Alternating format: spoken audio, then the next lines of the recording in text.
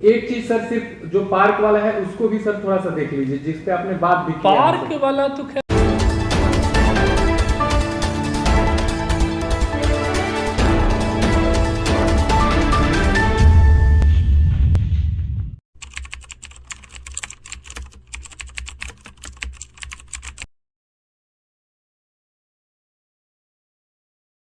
अगर हम आपको सासाराम के पिछले 1 साल की तस्वीरों से अवगत कराएं, तो उसमें अनेकों समस्याएं दिख रही थीं। लेकिन पिछले वर्ष जब जिलाधिकारी धर्मेंद्र कुमार ने जिले का सारा पदभार संभाला है, तब से आज उनके कार्यकाल को 1 साल पूरा होने को है।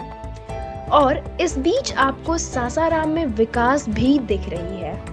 जी हाँ, चाहे वो रोड का चौड़ीकरण हो, चाहे वो स्टेडियम में स्ट्रीट लाइट लगाकर रात्रि खेल का आयोजन कराना हो, या साथ ही साथ शहर के बीच में जो डिवाइडर होता है, जो कि शहर की सबसे बड़ी आवश्यकताओं में से एक माना जाता है, उसका निर्माण करना हो।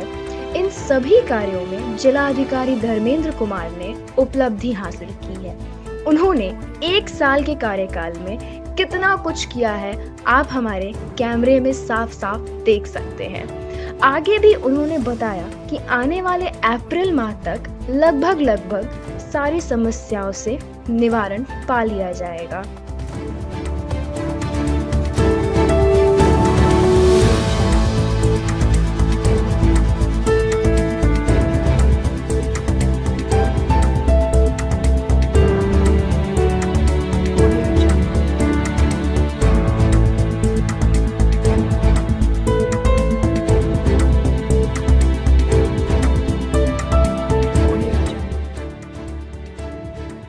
तो ऐसे में आपको जिलाधिकारी साहब का सीधा संवाद हमारे चैनल के माध्यम से सुना देते हैं। जैसा कि 4 तारीख को आपका 1 साल पूरा कार्यकाल आपके सानिध्य में पूरा होने जा रहा है।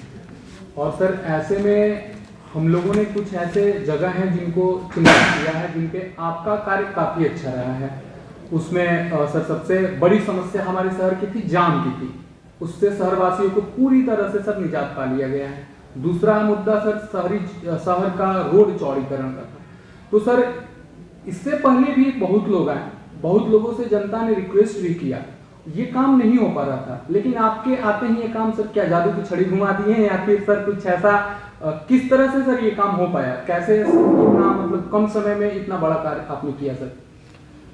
देखिए, अभी भी जाम का समस्या संपूर्ण ढंग से निदान तो हो नहीं पाया है, लेकिन हाँ एक हद तक निदान हुआ है। और इसमें सिर्फ मेरा ही रोल इम्पोर्टेंट है ऐसा भी नहीं है। सभी जिलाधिकारियों ने अपने अपने स्तर से जितना भी काम हो सकता था उनके द्वारा हुआ है।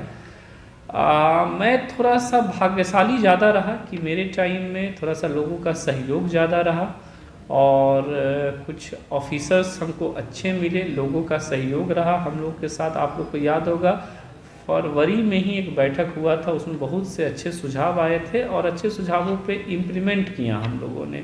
तो रोड जाम की समस्या एक सीमा तक समाप्त हुई है। लेकिन अभी आप लोगों ने देखा होगा कि पोस्ट ऑफिस के जो आपका वेस्ट वाला पार्ट है, वहाँ का रोड आपको काफ़ी अच्छा दिख रहा होगा। ईस्ट वाला पार्ट, धर्मशाला, रेलवे स्टेशन, ये वाला पार्ट अभी उतना अच्छा नहीं दिख रहा होगा आपको।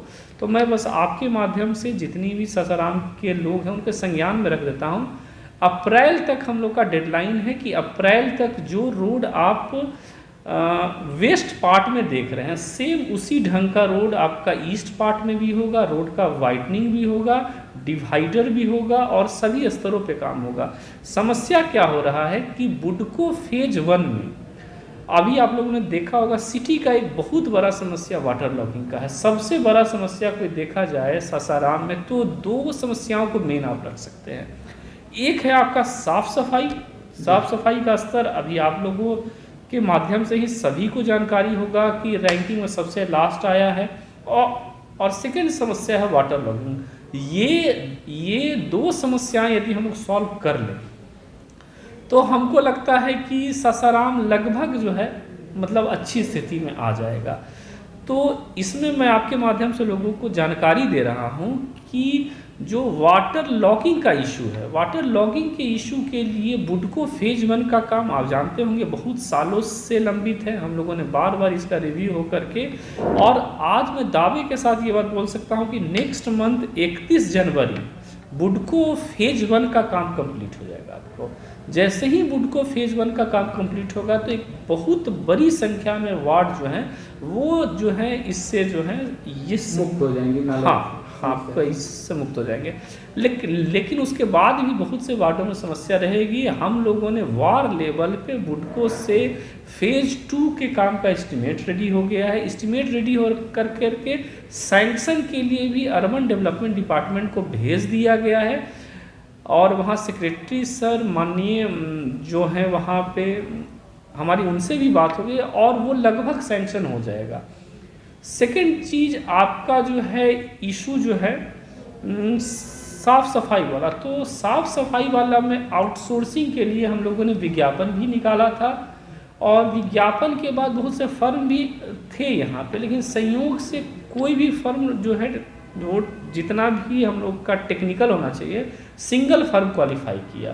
तो जानते होंगे कि सिंगल फर्म को काम हम लोग नहीं दे सकते, इसलिए सेकेंड टाइम टेंडर निकालने का लास्ट डे ही मेरे द्वारा साइन हुआ है।